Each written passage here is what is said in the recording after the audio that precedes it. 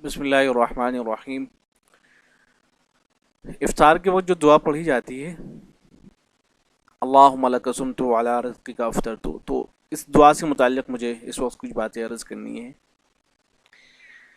एक बात तो ये अर्ज़ करनी है कि ये जो दुआ है अल्लाहुम्मा लका सुम्तु व अला रिज़्क़िका अफ़्तरतु, कुछ हज़रात इस तरह की पोस्ट बना के शेयर कर रहे हैं कि दुआ साबित ही नहीं है, हदीस की किसी किताब के अंदर नहीं आई है, या आई भी है तो सनद इसकी सही नहीं है, लिहाजा इसको पढ़ना ही नहीं चाहिए। तो ये सारी बातें सही नहीं है।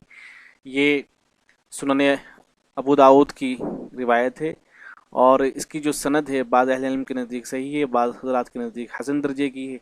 और अगर इसे ज़ईफ़ भी तस्लीम कर लें तब भी ज़ईफ़ रिवायतों पर अमल किया जाता है, उनको छोड़ा नहीं जाता है।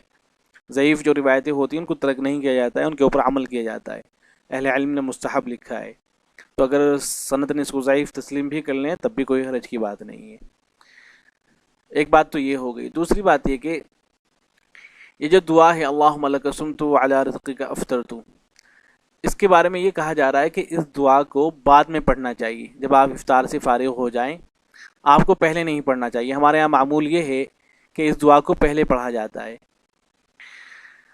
ये तहरीक शुरू की है जनाब ने, इनकी ये वीडियो देखें। जैसे आपको बताया कि बस जैसे इफ्तार का वक्त हो जाए तो फ़ौरन कर लें, और इसमें अक्सर हम ये बताते हैं और बाज़ लोग ये वीडियो बहुत ज़्यादा शेयर की जा रही है, बेचारे बगैर दलील के इनकार करना शुरू कर देते हैं।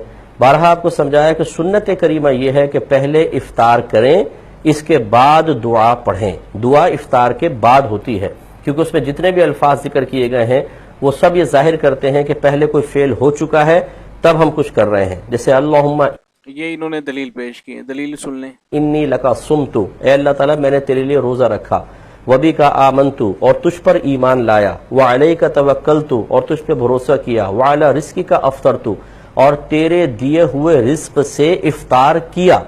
तो देखें, रोजा पहले रखा है, ईमान पहले लाए हैं, भरोसा पहले किया है, तो इफ्तार भी पहले होगा। इसके बाद फिर दुआ पढ़ी जाएगी। लेकिन वो हाथ में लेके बैठे होते हैं और टीवी पे असल में वो लिखा भी ऐसे होता है स्लाइड पे कि रोजा खोलने की दुआ। ये बिल्कुल गलत लिखा होता है। यूं होना चाहिए रोजा खोलने के बाद की दुआ। ये अगरचे अजीब लगेगा आपको, बहुत सौ को मतलब अजीब लगता है, लेकिन जो साहिब इल्म है उनको कोई अजीब नहीं लगेगा, क्योंकि असल देखें, इन्होंने बिल्कुल गलत करार दिया है कि पहले दुआ को नहीं पढ़ना चाहिए, जबकि ख्याल से ही नहीं है। इसलिए कि हदीस के अंदर कहीं इसकी सराहत मौजूद नहीं है कि इस दुआ को बाद में पढ़ा जाएगा, इसकी सराहत कहीं भी नहीं है। हदीस के जो अल्फाज आए हैं वो इस तरह थे कि अन्न नबी सल्लल्लाहु अलैहि वसल्लम काना इदा अफ्तरा, कि जब नबी अकरम सल्लल्लाहु अलैहि वसल्लम इफ्तार किया करते थे। अब इसके अंदर यह भी एहतिमाल निकलता है कि काना इदा अरादा अफ्तरा, कि जब आप सल्लल्लाहु अलैहि वसल्लम इफ्तार का इरादा फरमाया करते थे। और इसका ये मतलब भी निकल सकता है कि आप सल्लल्लाहु अलैहि वसल्लम इफ्तार के दौरान ही इस दुआ को पढ़ा करते थे। और इसका ये मफहूम भी निकल सकता है कि बाद में इसको पढ़ा करते थे, बाद में इसको पढ़ा जाता था। तो ये तीनों मफहूम इसके निकल सकते हैं। इसलिए अहले इल्म ने तीनों तरह की आरा को जिक्र किया है। बाद अहले इल्म का ख्याल ये कि इसको पहले पढ़ा जाए, बाद कहते हैं कि दरमियान में पढ़ लिया जाए, बाद कहते हैं कि आखिर में इसको पढ़ लिया जाए। तो तीनों तरह की बातें अहले इल्म ने जिक्र की हैं। लिहाजा ये कह देना कि जो हजरात पहले पढ़ते हैं वो गलत करते हैं, उनका तरीक़ा सही नहीं है, ये बात बिल्कुल गलत है। और दलील के तौर पे जो बात पेश की गई है कि इसमें अल्फाज देखें, ये इस्तेमाल हुआ है कि व अला रिज़्क़िका अफ़्तरतु, मैंने आपके रिज़्क़ से इफ़्तार कर लिया है। तो पहले आप इफ़्तार करेंगे तभी तो इस दुआ को पढ़ेंगे। तो यहाँ मादी का लफ्ज़ इस्तेमाल हुआ है, पास्ट की बात हो रही है। तो लिहाजा इससे मालूम होता है कि ये दुआ जो है बाद में पढ़ी जाएगी, इसको उन्होंने दलील बनाया है। तो ये ख्याल भी सही नहीं है, इसलिए कि अरबी ज़बान में ऐसा होता है कि एक बात आइंदा चल के होने वाली होती है, लेकिन उसके लिए मादी के अल्फाज इस्तेमाल कर लिए जाते हैं, पास्ट के वर्ड्स उसके लिए इस्तेमाल कर लिए जाते हैं। एक बात आइंदा चल के होने वाली होती है। मिसाल से इसको समझें, मिसाल के तौर पर जिमा के वक्त की जो दुआ बताई गई है, अल्लाह के नबी सल्लल्लाहु अलैहि वसल्लम ने सोहबत के वक्त की जो दुआ बतलाई है, उसके अल्फाज इस तरह से हैं कि अल्लाहुम्मा जन्निबना शैतान व जन्निबी शैतान मा रज़क़तना। तो ये इसका तर्जुमा है कि खुदाया हमें तो शैतान से बचा और शैतान को दूर रख उस औलाद से जो तूने हमें अता कर दी है, मा रज़क़तना, जो तूने हमें अता कर दी है। तो देखें, अभी तो औलाद पैदा हुई नहीं है, अभी बच्चा हुआ ही नहीं है, बच्चा तो आइंदा चल के होगा। लिहाजा कोई आदमी ये कह सकता है कि ये दुआ तो उस वक्त पढ़ी जानी चाहिए जब बच्चा पैदा हो जाएगा, अभी तो बच्चा पैदा हुआ ही नहीं है, अभी क्यों पढ़ रहे हैं आप? تو اس طرح کی تقریر وہاں بھی کی جا سکتی ہے۔ تو عربی زبان میں ایسا ہوتا ہے کہ ایک چیز آئندہ ہونے والی ہوتی ہے لیکن اس کے لیے ماضی کا صیغہ استعمال کر لیتے ہیں، اور قرآن میں تو یہ بہت زیادہ ہوا ہے۔ تو لہذا ہمارے یہاں جو معمول ہے کہ پہلے اس دعا کو پڑھ لیا جاتا ہے، تو اس میں کوئی حرج کی بات نہیں ہے، بالکل یہ صحیح طریقہ ہے۔ لہذا اس ویڈیو کی وجہ سے غلط فہمی کے اندر مبتلا نہ ہو۔ اب کچھ فتاویٰ دیکھ لیں۔ دارالعلوم دیوبند کا فتویٰ ہے، اس میں سوال کیا گیا ہے کہ کچھ لوگ کہتے ہیں کہ ہم بسم اللہ کہہ کر افطار شروع کر سکتے ہیں اور پھر دعا پڑھیں، لیکن میں پہلے دعا پڑھتا ہوں اور پھر افطار کرتا ہوں، برائے کرم بتائیں کہ رمضان میں افطار کے وقت کب اور کون سی دعا پڑھنی ہے۔ تو جواب میں لکھا گیا ہے کہ اللہم لک صمت علی رزقک افطرت۔ اس دعا کے بارے میں احادیث میں اس کی کوئی صراحت نہیں ہے کہ یہ دعا افطار کے بعد کی ہے یا پہلے کی۔ البتہ معمول یہ ہے کہ دعا افطار کرنے سے پہلے افطار شروع کرتے وقت پڑھی جاتی ہے، اور بظاہر یہی صحیح ہے۔ دعا کے الفاظ اگرچہ فعل ماضی کے ہیں لیکن اس طرح کے موقعوں پر فعل ماضی کا استعمال معروف ہے۔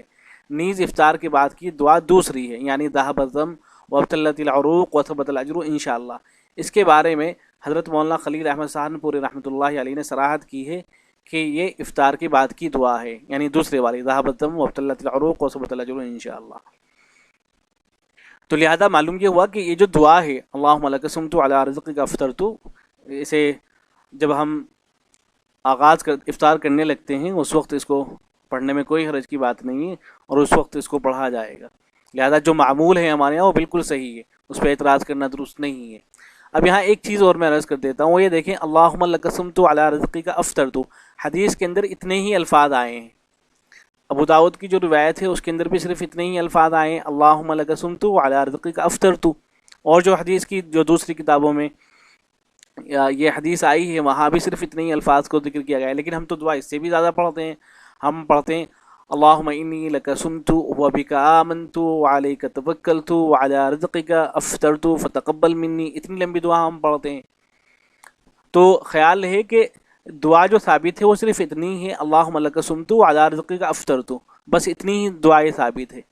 بقیہ جو الفاظ پڑھے جاتے ہیں وہ کسی حدیث کے اندر نہیں آئے، لیکن چونکہ ان الفاظ کا مطلب اور معنی صحیح ہے لہذا ان کو پڑھا جا سکتا ہے، پڑھنے میں کوئی حرج کی بات نہیں ہے۔ دیکھیں ملا علی قاری رحمۃ اللہ علیہ نے لکھا ہے، یہ مرقات المفاتیح ہے، تو ملا علی قاری رحمۃ اللہ علیہ لکھتے ہیں کہ لوگوں کی زبان پر یہ جو مشہور ہے اللہم لک صمت وبک آمنت وعلی رزقک افطرت، تو وبک آمنت کا یہ جو اضافہ ہے لا اصل لہا، اس کی کوئی اصل نہیں ہے، یعنی یہ حدیثوں کی کتابوں میں موجود نہیں ہے۔ وَإِن كَانَ مَعْنَاهَا صَحِيحًا، اگرچہ اس کے معنی صحیح ہیں۔ اور ایسے ہی وَعَلَيْكَ تَوَكَّلْتُ وَلِصَوْمِ غَدٍ نَوَيْتُ، اس طرح کے جو الفاظ ہیں ان کی جو زیادتی ہے یہ اگرچہ حدیثوں کے اندر نہیں آئی ہے لیکن یہ معنی صحیح ہے۔ بل النیہ باللسان من البدعۃ الحسنہ، بلکہ زبان سے نیت کرنا یہ تو بدعت حسنہ میں سے اچھے طریقوں میں سے ہے۔ تو یہ الفاظ جو ہیں وہ حدیث کے اندر تو نہیں آئے، البتہ چونکہ ان کا مطلب اور معنی صحیح ہے لہذا ان کے پڑھنے کی گنجائش ہوگی۔ والسلام علیکم ورحمۃ اللہ۔